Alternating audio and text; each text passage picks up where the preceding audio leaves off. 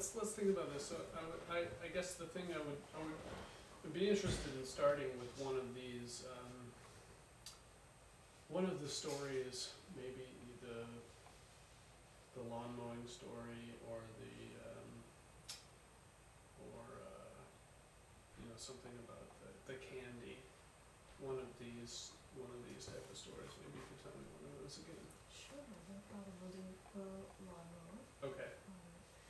When they were younger, I would put on headphones. Back then it was a Walkman. And I would dance and sing, and they would sit on the front steps and watch me mow the lawn. Right. I would just be like, woo, I'm having so much fun dancing and singing, and they would look like, I want to be a part of that. That sounds and looks like it could be a lot of fun for me. So the next time it was time for the lawn to be mowed, I went out, started it up, and my two older ones, my son and my daughter, started fighting because they wanted to mow the lawn. And I, was yelling and screaming, and I'm like, what's going on? And they're like, I want to mow the lawn. No, it's my turn to mow the lawn. You told me, Mommy, I could help you next time. And I was like, guess what? There's a front lawn and a back lawn. There's enough for everybody. And I would just sit back and let them play their music and do exactly what they saw me doing, Right. and not have to worry about mowing the lawn. They didn't always do the greatest job, Right. but the reward was they had fun Right. doing a chore.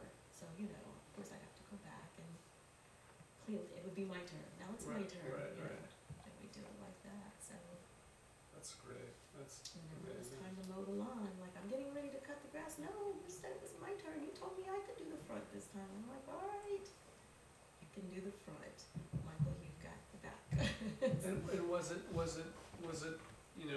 when this sort of concept came to you originally? I mean, had you thought a lot about how to make them more interested in mowing the lawn, or was it just one day it kind of happened accidentally, or was it very direct?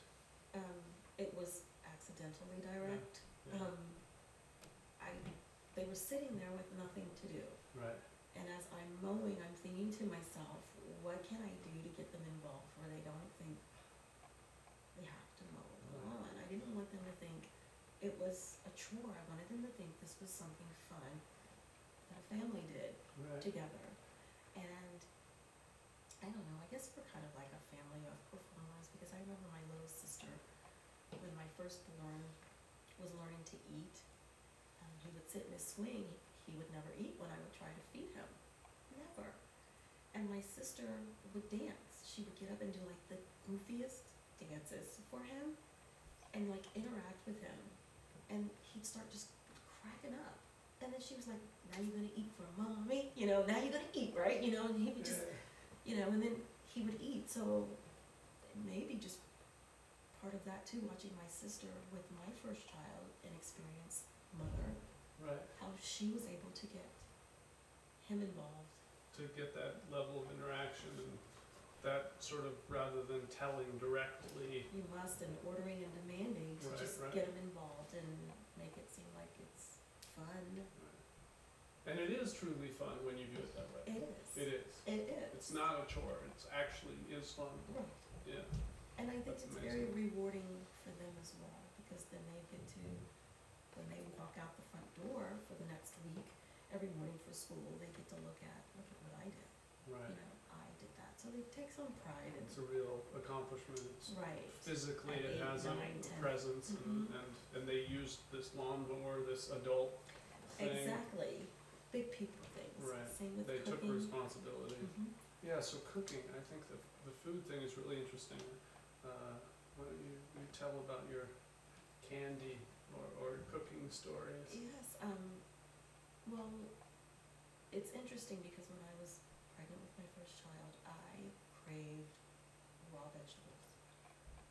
Ate them all the time: broccoli, cauliflower, carrots, and it just became a diet for me, part of my diet. Yeah. And I was really big on not giving my kids a lot of unnatural sweets, unnatural sugars, Cokes and chips and things like that. I just was not as a mother, I didn't feel good as a mother, constantly shoving down empty calories. And I wanted them to learn how to eat healthily, so I used to make fruit salads a lot. Bananas, watermelon, grapes, raspberries, all different kinds of fruit.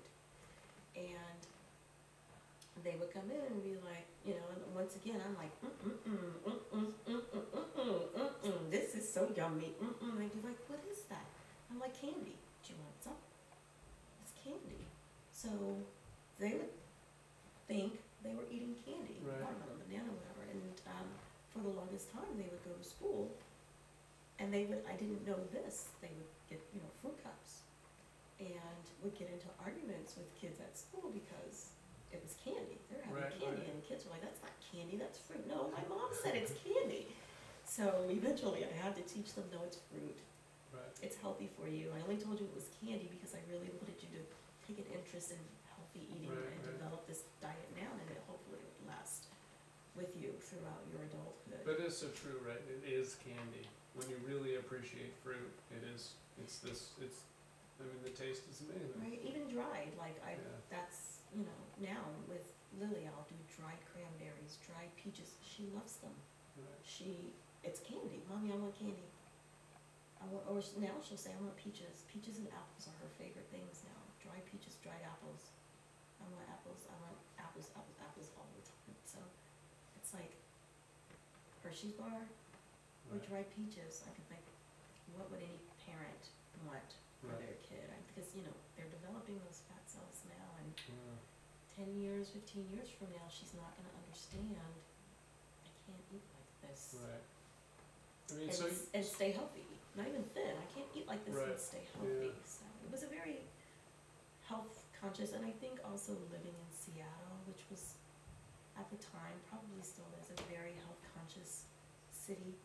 I mean, people ate very healthy. They were Right. very aware of what they were putting in their body, what they needed to work out. It was just a lot of I'd never been introduced to so much health consciousness Right. until I lived in Seattle, and it was just amazing. I'd never eaten that much fish before, you know. And my husband now, he's amazed because when Lily, our daughter, I guess she was about 14 months old, we went to, what's it called, the New York Grill up on the Upper West Side, and I ordered salmon and roasted red peppers, yellow peppers, and rice pilaf. And he was like, what are we gonna get for Lily? And I said, she's gonna eat what I'm eating. She's gonna eat off my plate. And he was like, she's not gonna eat salmon. And I'm like, she doesn't know that it's salmon, it's just food. Right. She ate almost half of my fish. She had the red peppers, she wanted more, and even Right. now I'll buy them raw, and I just slice up a lot of raw vegetables and put them in Ziploc bags so the kids can go in, and I mean literally they snack on stuff like that. Right. When we have movie nights, you know, I'll pop popcorn, I'll slice up fruit, I'll slice up vegetables, and that's just how we roll. That's, you Right. know, we're munching on, because you can get caught up. I have, you know, a whole bag of barbecue Lay's in one movie, and Right. it's gone, and then you're like, oh my God, why did I do that? So it just depends, and that's also how I taught them colors. I would get peanut M&Ms, plain M&Ms, Skittles, and I would spread them out on the table. And I mean, like literally at 16, 18 months old. And I'd say, do you want one? Well, yeah. And I'm like, well, what color are you gonna pick? I don't know. And I'm like, well, which one's red? I don't know. Well, which one's yellow? I don't know. So I line them all up. Red, yellow, green. And that was how I felt like I was rewarding them with at least a little bit of sweets. You have to identify the color though before I give it to Right. you. You know, it's like, you want that? What color is it? Green? No, sorry, it goes back in the bag. And sometimes we're down to 3, you know, and you get 3 M&Ms or 3 Skittles, and sometimes they could identify maybe Right. 6. Yeah. Eventually they were able to identify every color, and then Right. we had to switch to another game where, you know, you're not getting all bag of M&Ms or Skittles, and that's just how it was. I mean, it was just constantly, I mean, every single one of my kids knew their ABCs, not just say them, but could identify them by the time they were 18 months old. Right. It's a true story. That's pretty incredible. It was. That's really And the early. teachers didn't believe, when Michael started kindergarten, they brought on construction paper, there were 5 letters. So I think their concept was they learn a letter a day, because at the end of the week, then they would gather, okay, you got G, C, B, A, F. Johnny's learned B and F, so they'll still send home, you know, G, C, D, and then introduce 2 other letters. Well, every week, Michael brought home 5 new letters, and the teacher wrote a note saying, does he really know these letters? And I'm like, he's identifying. I'm not in kindergarten, Yeah, I'm right. at work during the day. And she was just like, I'm so impressed. I mean, he knew, like, within 3 weeks, he was done, you know, because she would give him more. He would say, I know those already. Can you tell the story about the laundry? I think that's relevant to your story about teaching letters, right? It is. It's super relevant. It is. But it was a matter of convenience for me that kind of worked into, you know, when each of the children were old enough to identify words. You know, girl, boy, hat, cat. They all had a routine at night where they undressed in the bathroom while the water was running in the bathtub. And when they were old enough to read, we'd take off the shirt and I'd turn the label and say, well, I set up 3 hampers, a red hamper, a white hamper, and a blue hamper, and I labeled them hot, warm, cold. And then when they took off their clothes, we looked at the back of the label on their clothes, and I would say, is there a word on here that looks like one of these words here?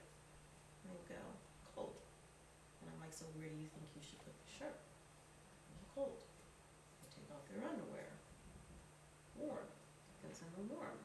And as each one of them got to the level where they could read, my job sorting laundry was done. All I would have to do is take each basket, take the cold, and then the warm, and then the hot. Then when they got old enough to reach the knobs on the washing machine, and to read the knobs there, then we took it to the next level and said, okay, we need the cold basket. Do you see the word cold on here? It's right there. Okay, turn it to cold, turn it on, push it in, you fill it in 1 cap. That's all you need, never any more, just 1 cap.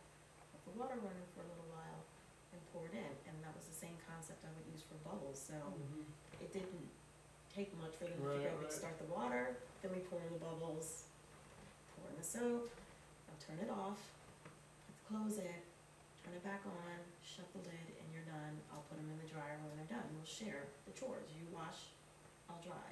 And then when they got old enough to learn how to fold, then we took it to the next level of folding clothes. But made my life so much easier, so much easier. Even just introducing them to cooking.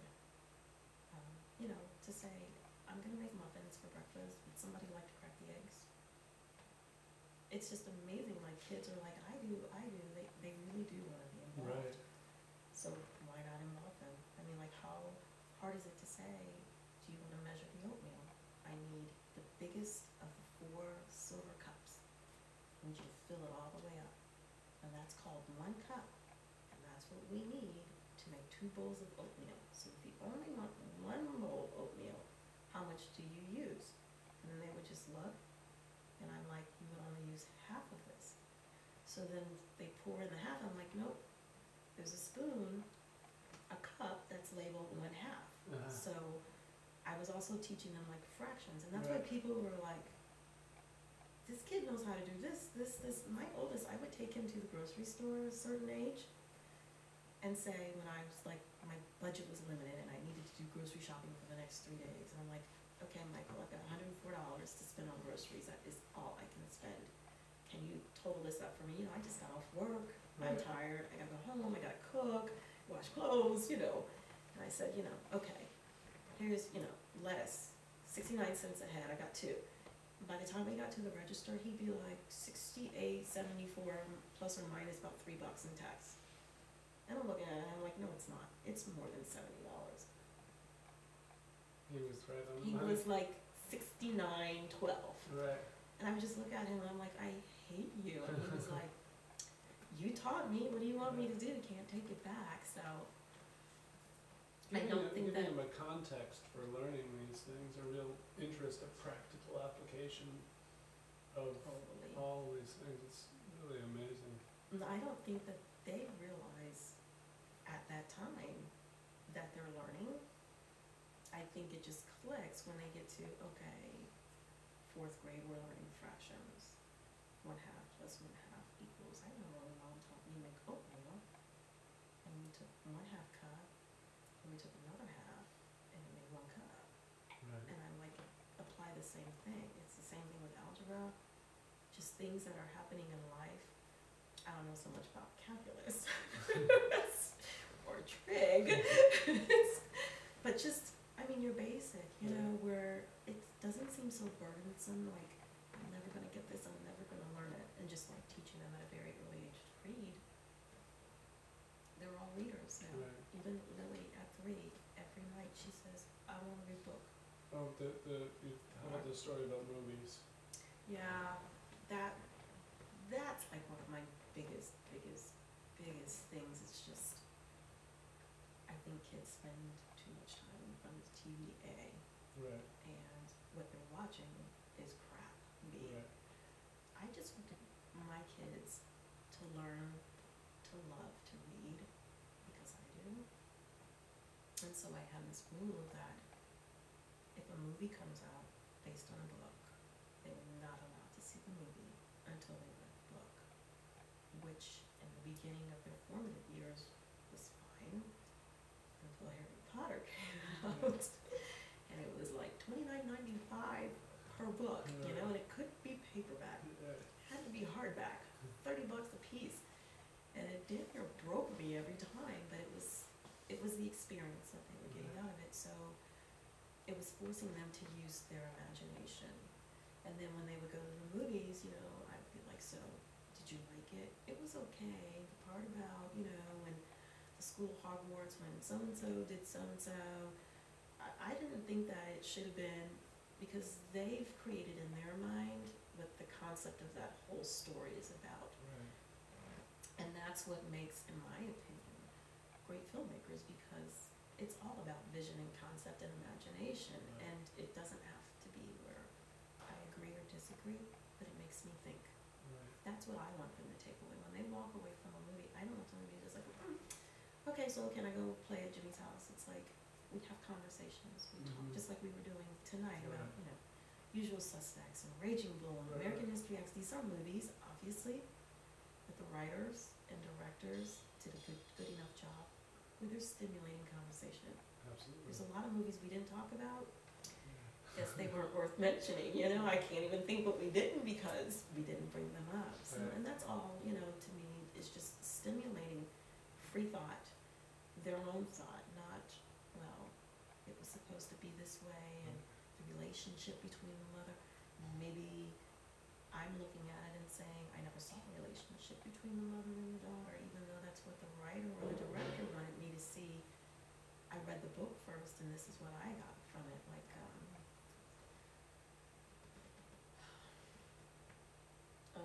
Memoirs of a Geisha.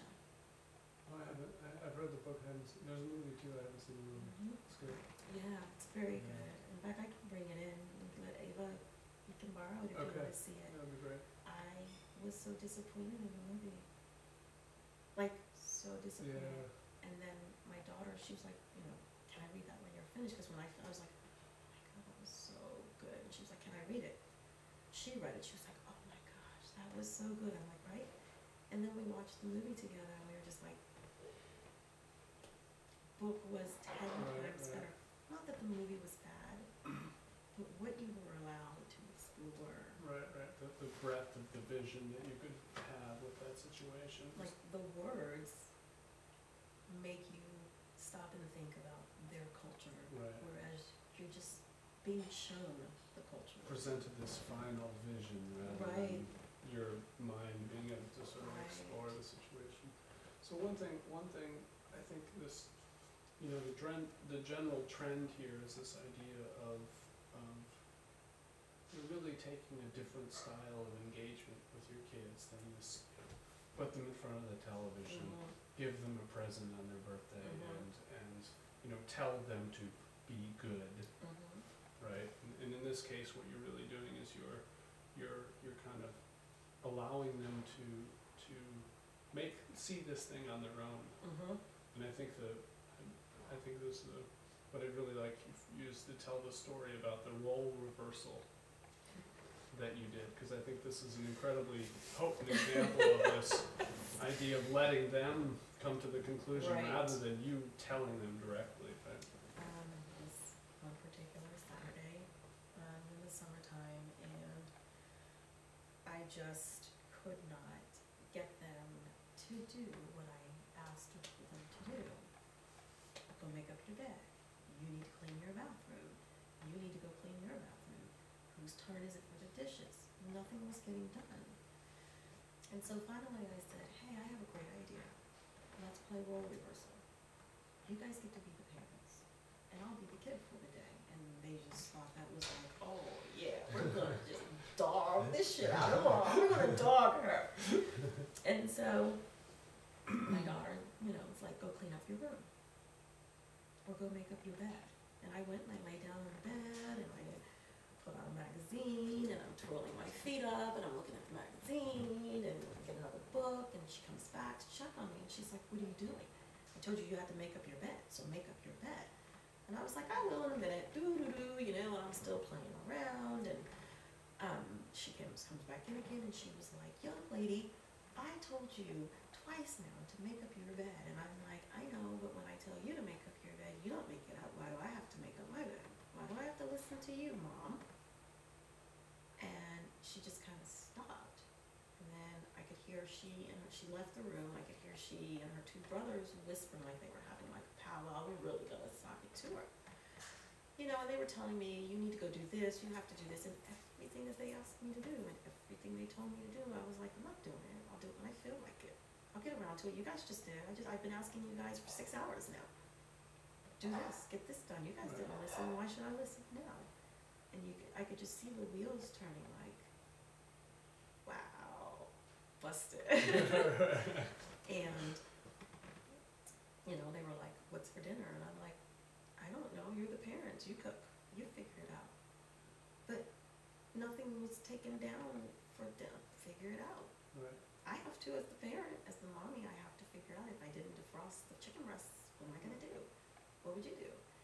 And so eventually they decided, can we go back? Can we reverse roles? And They made that decision. They made that decision. Right. They were ready. We're ready now to go back to, they called it opposite day. And I'm like, yes, fine.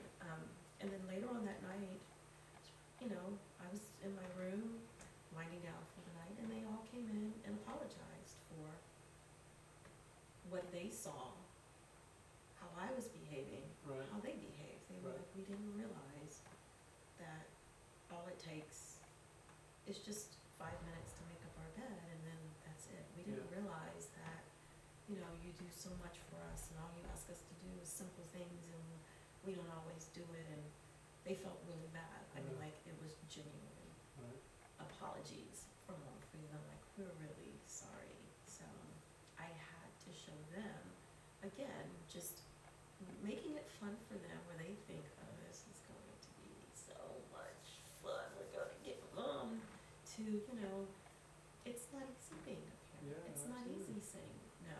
It's not easy taking things away. It's not easy, but without it, there is complete and total chaos in the home. And there's a breakdown in authority, and that fine line between parent and child, it's even finer. It's like, Right. I tell them all the time, I'm not your friend. I have friends. Right. I don't need you as my friend. I do, all the time. I'm not your friend.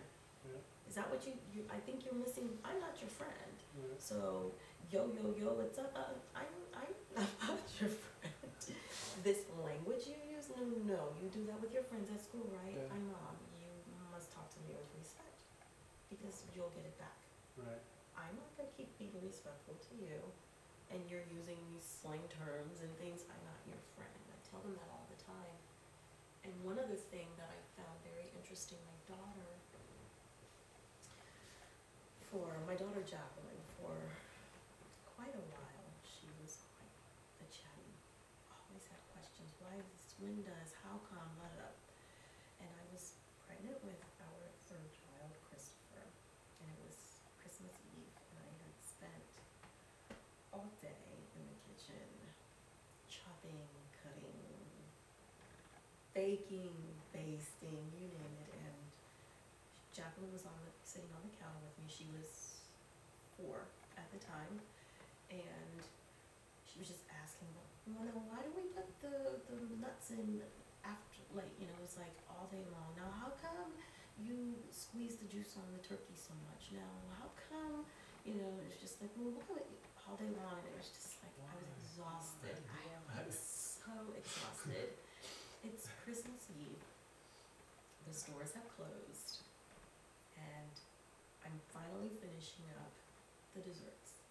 And Jacqueline's like, what are you making? And I'm like, I've made 2 pies, make some cookies, probably do, something else. And she said, why are you doing all this? What's Christmas anyhow?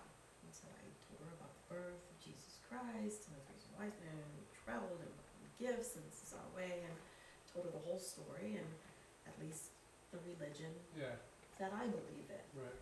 And I said, and she just sat there swinging her feet and staring at me, and I said, did I confuse you? Did any of this make any sense to you? She goes, oh no, I understand. I just don't understand that if it's Jesus' birthday, how come you have cookies and pies instead of a birthday cake? And I look at my husband and I'm like, now we have to go get cake mix, and there is nothing. I mean, we literally drove around for an hour trying to find someplace open for cake mix. That's So we baked the cake, and now every Christmas it's become a tradition because, and they That's put great. tons, because they're like, how old is Jesus? And I'm like, he's really, He's really old. They put tons of candles on the cake. We light it, sing happy birthday to Jesus, Wow. and then we cut the cake, and that's the first thing that we have that is her way of, I guess, of paying homage to the birth of Jesus. It's Right. like, this is your Yeah. cake, and that's the first thing we eat for breakfast is birthday That's cake. amazing.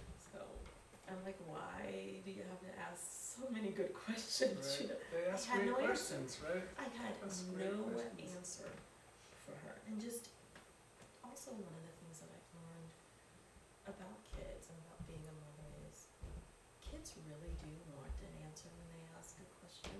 They're looking for an answer, and I feel like being as honest as I possibly can cuts back on more questions that will come later because I didn't answer the question Right.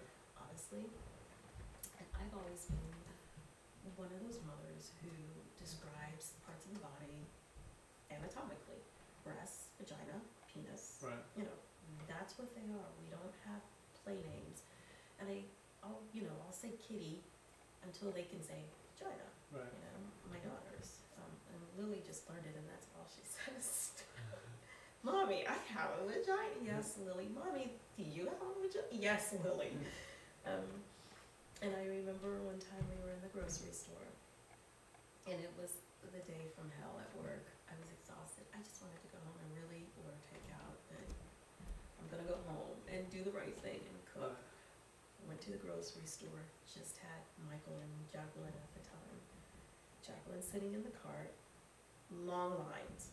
We finally get up to the register. There's one person ahead of me that I get to load. And Jacqueline goes, Mommy, I need to go potty. And I was like, oh, do you think you can just hold it? Can you just hold it?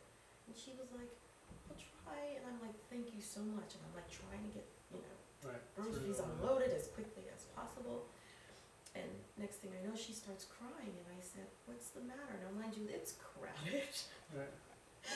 People are busy, but they can hear. And I was Right. like, what's the matter? Why are you crying? And